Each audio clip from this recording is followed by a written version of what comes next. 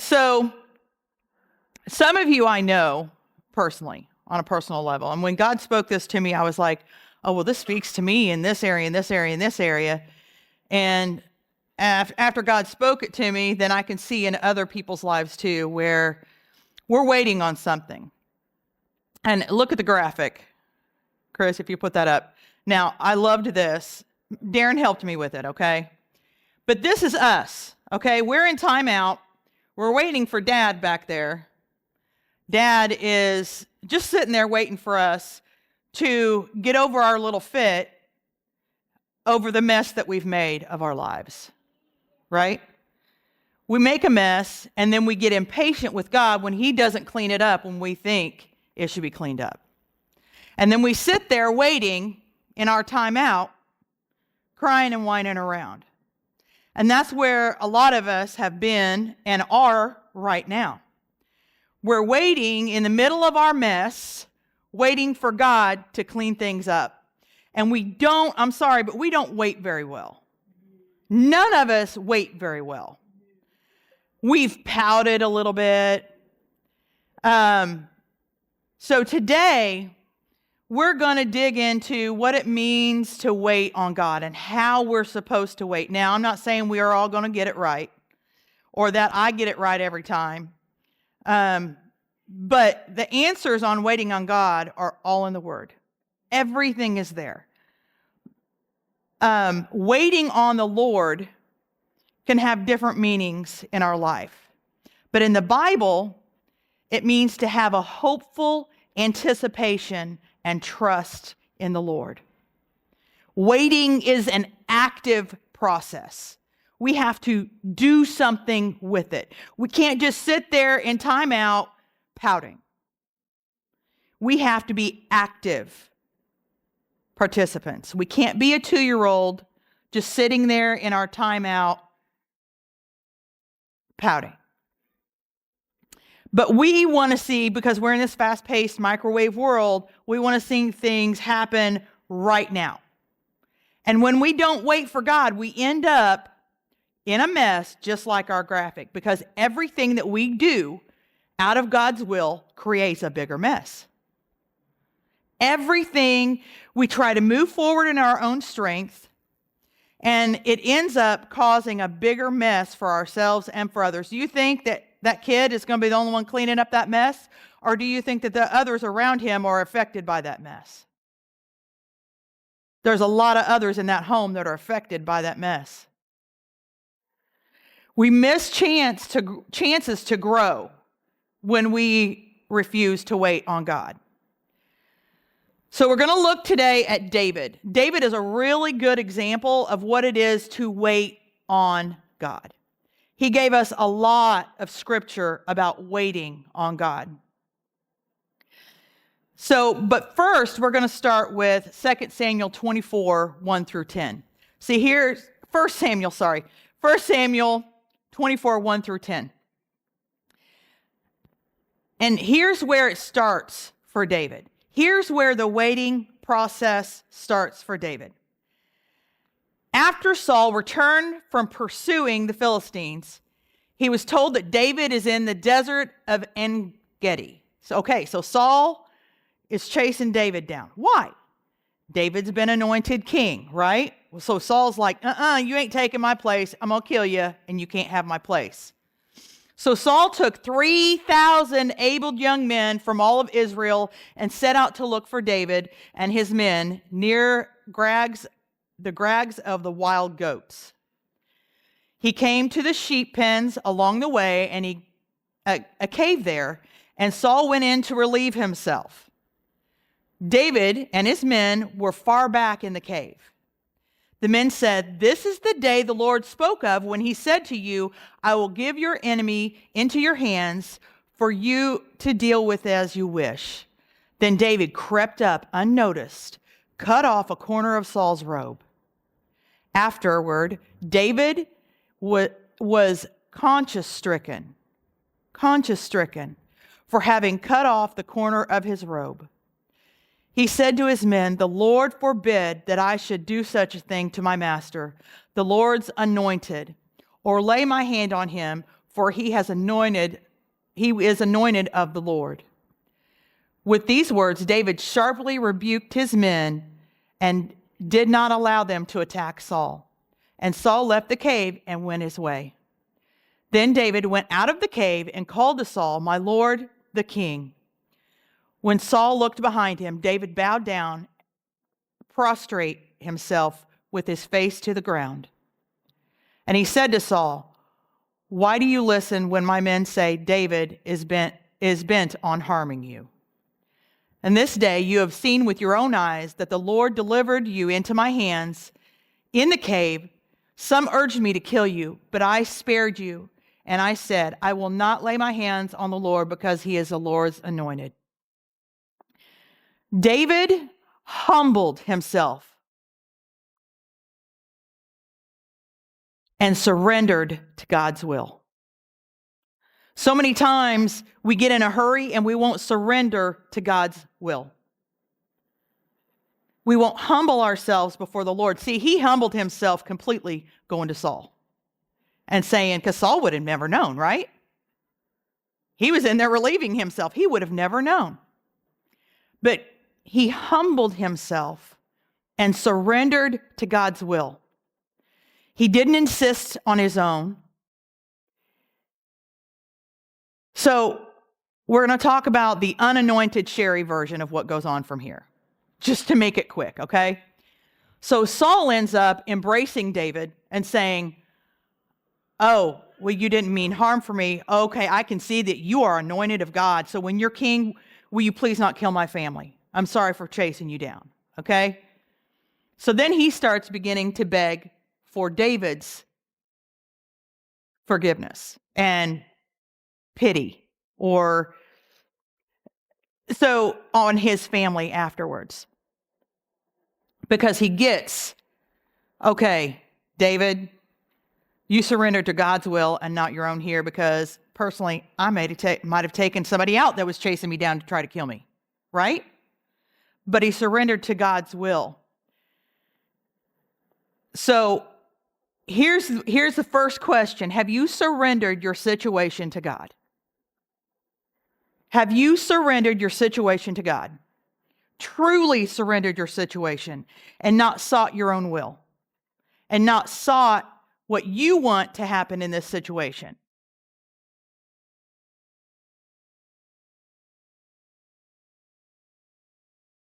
We're going to go to Psalms 27, 1 through 14, and we're going to break it apart. So we're not going to do it all at once. We're going to break it apart, okay? 1 through 3. The Lord is my light and my salvation. Whom shall I fear? The Lord is the stronghold of my life. Of whom shall I be afraid? When the wicked advance against me to devour me, it is my enemies and my foes who will stumble and fall. Though the army besiege me, my heart will not fear. Though the war break out against me, even then I will be confident. So David trusted God. Do we trust God in this way? Are we willing to face war around us in the waiting? See, he's like, God, I'm just going to wait here. And even if a war is raged against me, even if somebody tries to come at me again, I will trust in you. Do you trust God like this? We get upset. I love this when I see this. We get upset when somebody at Walmart pulls out in front of us and we go to Facebook. Did you? Or I'm done. I'm just done with everybody. I'm just done with everything. Because we're waiting for something to happen in this situation and it didn't happen the way that we wanted it to, so we're just done. We're just going to throw our hands up. How many times do you see people putting all that out there? I'm just done. I'm just going to pout out here for the whole world to see, because we don't trust God. What kind of war has broken out against you? Was it your boss? Was it lies, defamation, family? What kind of trust are you showing in the middle of that war? See, David got rid of the fear and frustration, and he just told God, I trust you. If war comes out against me, I trust you. If somebody comes against me, I trust you. But here's the biggest thing. Do you think that David really trusted God?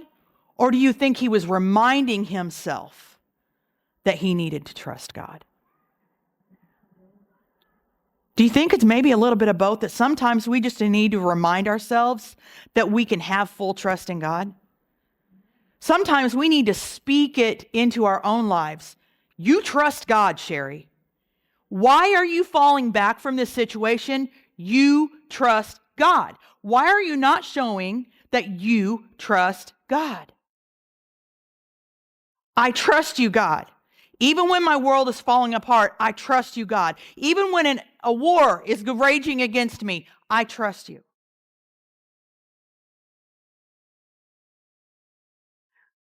Psalm 27, 4 through 5. One thing I seek from the Lord, this only do I seek, that I may dwell in the house of the Lord all the days of my life, to gaze on the beauty of the Lord and to seek him in his temple. For in the day of trouble, he will keep me safe in his dwelling. He will hide me in the shelter of his sacred tent and set me high upon a rock. See, David actively showed his trust in the Lord by longing to be with him, longing to be around him, longing to be near him, to be consumed by him, to seek him. Are you seeking God? And that means more than just oh Lord, take care of this. I mean earnestly seeking. And not just a few days of, oh Lord, I need you here. When you think it's taken care of and you quit praying, that's when you still seek. When you see a light at the end of the tunnel and you're like, okay, God's got this, and you forget about it, that's when you still seek.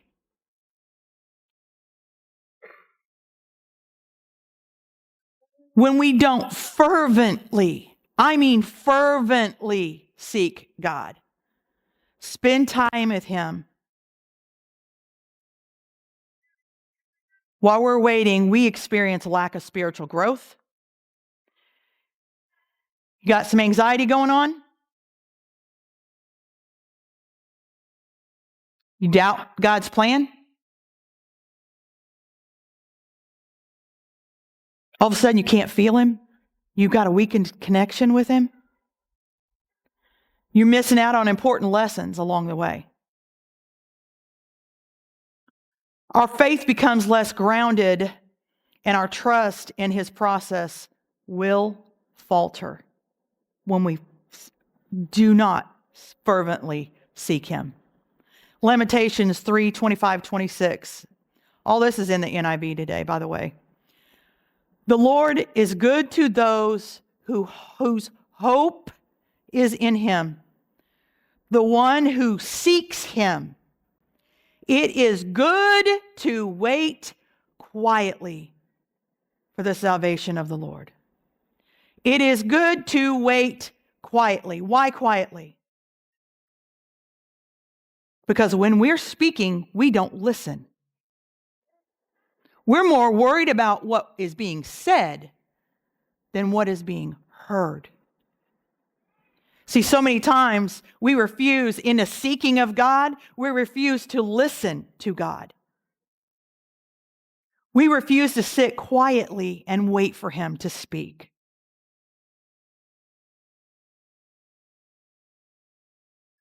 Twenty-seven, 6. Then my head will be exalted above all the enemies who surround me. At his sacred tent, I will sacrifice with shouts of joy. I will sing and make music unto the Lord. David knew the power of sacrifice, of praise and worship. Now, coming from a worship leader, you know I could probably go on this one forever, okay? So I'm going to try to keep it down a little bit. God, I just don't feel it right now. Praise him anyway. But God, I'm just really depressed. Turn on worship music anyway. You don't have to be in public worship to worship God. God, I don't have XYZ, but I'm going to praise you for ABC. So while I'm waiting, I will worship you for what I don't have yet. While I'm waiting, I'm going to praise you for what I already have, for what I've already seen you do in my life, so I know that you can do this. Shut off your TV, put down your phone, turn on some worship music, go into your own land, let your kids tear up the house. You're going to clean it anyway, right? Going to have to clean later anyway. Even when you don't want to, and even when it hurts, even when you feel like there's no hope, this is how you seek him. This is how you spend more time with him. What about your drive to work? Do you spend your time driving to work? Well, I'm so mad. Now God, you got to take care of this person. God, you got to. Or do we spend time with the music up loud and people looking at you like, what are they doing? Because you're in such a world of worship that nobody else matters. Been there. And I realize that somebody next to me is watching me as I'm worshiping at a stop sign. And they're like, it's really uncomfortable in Bloomington, just so you know. Praise and worship is powerful. Why do you think they sent the worshipers out in war first?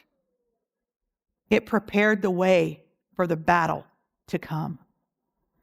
It prepared the way for a win. It brought the presence of the Lord before the battle happened. Are you worshiping before your battle? Or do you try to wait until you're at the end of your battle and overcome by your enemy? Praise and worship. 27:7. Hear my voice when I call, Lord, and be merciful to me and answer me. Hear my voice when I call, Lord, and be merciful to me and answer me. My heart says of you, seek his face. Your face, Lord, I seek. Do not hide your face from me. Do not turn your servant away in anger. You have been my helper. Do not reject me or forsake me, God, my Savior. Though my father and mother forsake me, the Lord will receive me. Teach me your way, Lord. Lead me in a straight path because of my oppressors. Do not turn me over to despair of my foes, or false witnesses rise up against me, spouting malicious accusations. Prayer. David was fervently in prayer. So he's reminding himself in verse 10. He reminds himself that God has his back. Sometimes we forget that God has our back. In verse 10, he's like, okay, God, you've got my back here. Verse 11, now I need wisdom and direction. Right? Verse 12, okay, now I need your protection until I get through your direction. All of that was done in prayer. Many times we just go, all right, God, I really don't see the outcome of this, but okay, here you go. Or do we really pray, God, I need your wisdom and direction. I know you got my back. I need your wisdom and direction of where I need to go from here. And then shut up and let him tell you where to go from there.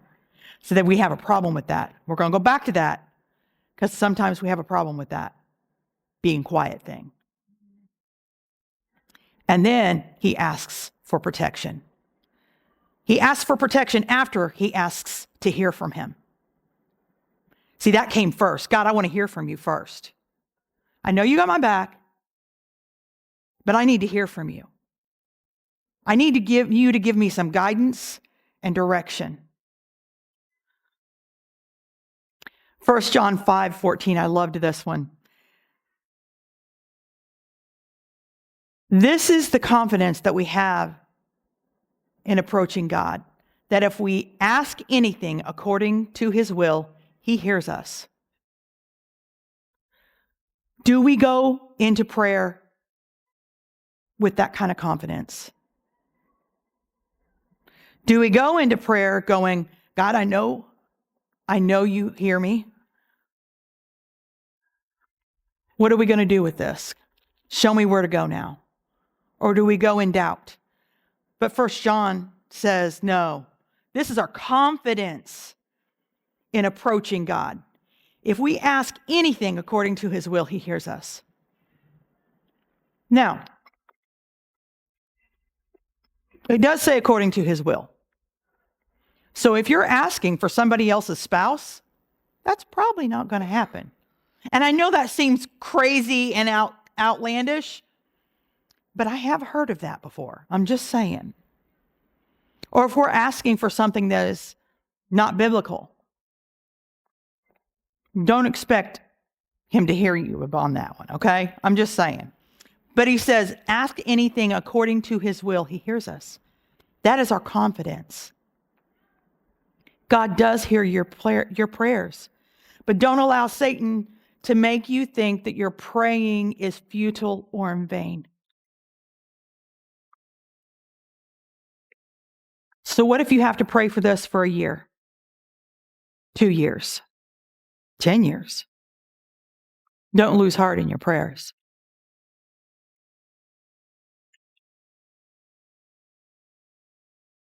I have been struck with many occasions to be in prayer for a very long time for different reasons. I prayed for my dad's salvation for probably 30 years in anticipation of his salvation. I waited and I waited and I waited, sometimes not patiently. I'm just going to say it.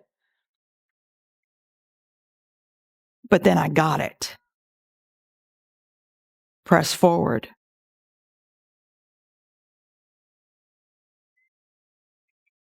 Claim it. And I saw before he died his salvation. I've had to fast and pray for a child for over a year for God to break something. But I didn't give up in that year. I knew what God could do.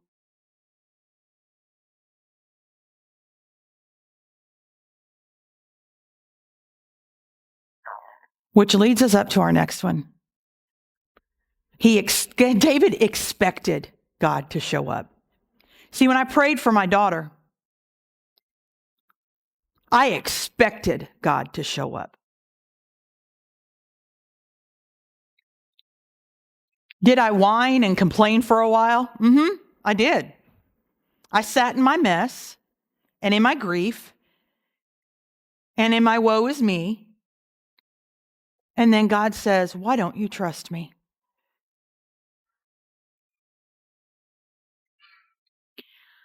Then I got my spirit of expectancy back. Then he renewed my hope. 27:13-14 says, I remain confident in this. I will see the goodness of the Lord in the land of the living. Wait for the Lord. Be strong and take heart and wait for the Lord. Wait for the Lord. He stood in expectancy. Do you think he's telling other people, wait, be strong, take heart? No, he's telling himself, Be strong. Take heart. Sometimes we have to remind ourselves. Expectancy. Be in hope. Psalms 25:3. No one who hopes in you will ever be put to shame, but shame will come to those who are treacherous without cause. Psalm 33:20-22. We wait in hope for the Lord. He is our help and our shield. In him our hearts rejoice. We trust in his holy name. May your unfailing love be with us, Lord, even as we put our hope in you. Waiting on the Lord involves confidence of a positive result. It's active. We go back into the active mode, okay? It's active.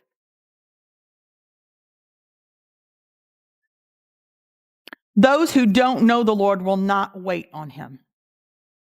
They will not put their hope or expectancy in him. See, all this has to go together. You have to seek God to hope in him, to expect him, because you have to know him to expect what he can do. God is capable. We have to be confident in his capability, not ours. See, what we do is we see how we would do things and how we see this working out. And I want to fix this. And we don't come in with a spirit of expectancy and know how God will work this and that we don't know how it's going to happen. Trust me, I didn't know how God was going to work this in my daughter's life. I had no clue. In my mind, it was over and it was done. I didn't know how God was going to do that. But he did it. He did it. But not without prayer, fasting, expectancy. Do you add fasting in with your prayer? Now, I'm not saying that we have to go days without food. What about if you go 2 days without watching TV? That's fasting. What if, now me, Sherry knew that when she gave up sweets, she meant business. Because I liked my sweets. When Sherry gave up her Dr. Pepper, she meant business. And when I would go 3 months at a time without sweets or Dr. Pepper, for my daughter, God knew I meant business. If Bev fasted a day without coffee, God's going to know Bev means business. What can you fast that God's going to know you mean business? What if it's something simple? What if it's, I'm going to put down my phone today, and I'm not going to get on any social media or look at anybody's Facebook posts or sit on any TikTok videos tonight or whatever it might be, okay? What are you going to fast? What if God is asking you to fast from meals? What if he's asking you to fast? What if my last fast was morning till night? Now that's really hard to do in the summer when it's daylight until 9 o'clock. Now in the winter, it's not so hard. You can eat by 5. But from daylight to dark, I was fasting. What are you going to do that God's going to know what you mean? And that you mean something. That you're meaning business.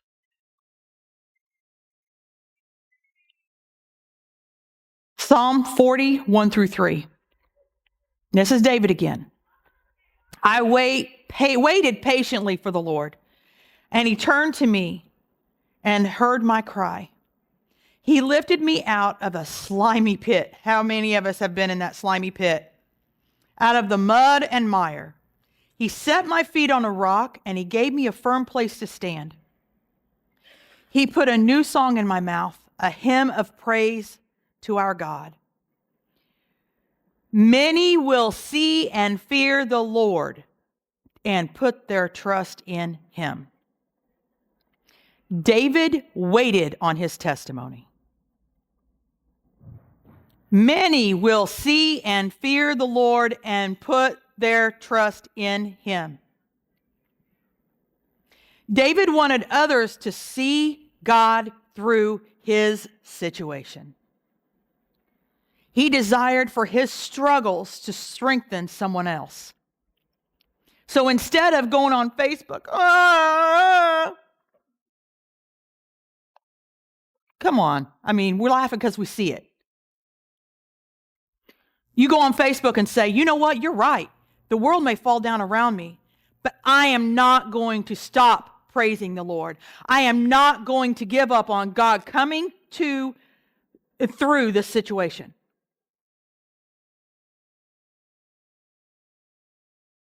Do they see you in Walmart and say, man, I know her life, and she's still praising God? She doesn't walk around whining and moaning and groaning. She continues to have her faith and her trust in God. Live your life as a testimony. We are challenged by David's example here, because he says, others, many will see and fear the Lord and put their trust in him because of this situation, God.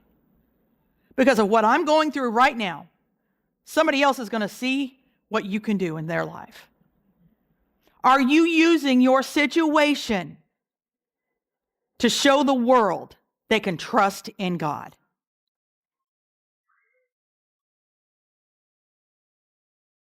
I should have wore steel-toed boots for that one. Can I say that I'm always willing to show my situation to the world, to show that I trust God, or show how God has worked in my situations? But see, so many times we give up before our testimony comes. We try to take over before our testimony comes.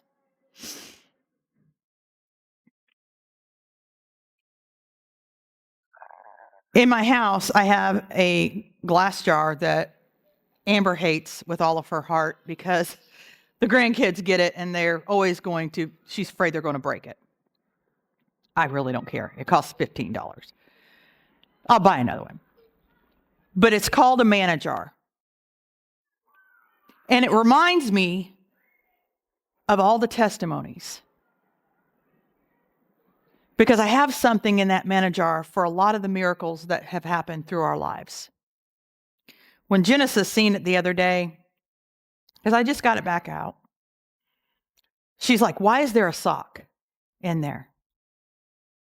Well, let me tell you. Alyssa pulled a TV down on herself, broke her ankle. God healed it that night. She was fine. Well, what's this glove for? Well, your mother shut Alyssa's hand in a door, and her fingers were sideways, literally sideways. By the time I got her to the hospital, they were straight. Nothing wrong with them, not even a bruise. That's what God does. Why is there fake money in there? Well, because we had nothing. And all of a sudden, $300 shows up in our bank account. God provided out of nowhere.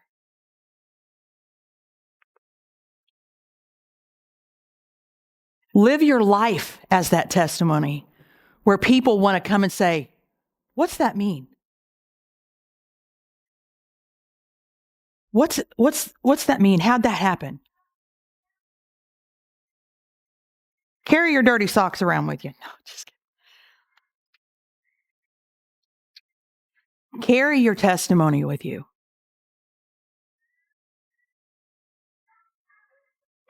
Of what God's about to do. Expectancy. We've all had miracles happen. We've all had something happen that God has done in our lives. right? Walk with your head held high in the waiting, knowing that God's going to come through again. He is going to come through again and again and again and again. But the waiting teaches patience, perseverance, and the importance of surrendering our desires to God. Exodus 14:14. I love this scripture. The Lord will fight for you. You need only to be still.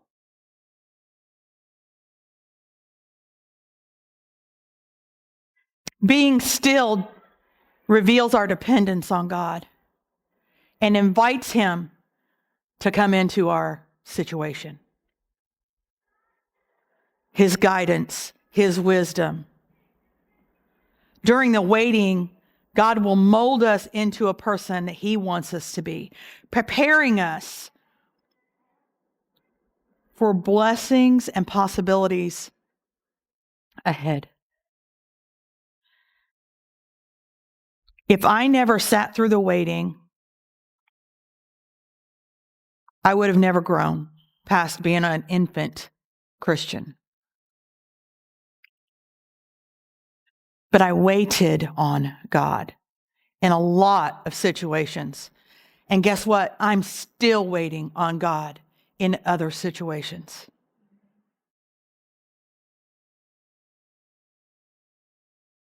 As Debbie comes up for communion, I want to challenge you this in this next week. I want you to be patient, persevere, hold on to your testimonies. And this is going to be a hard part where you have to be active in your waiting. If you need a reminder, keep a journal of your prayers. Even if it's just a little thing in your car that at lunchtime you write down, God, I expect this. Even you, men, keep that notebook to remind yourself of what God is about to do.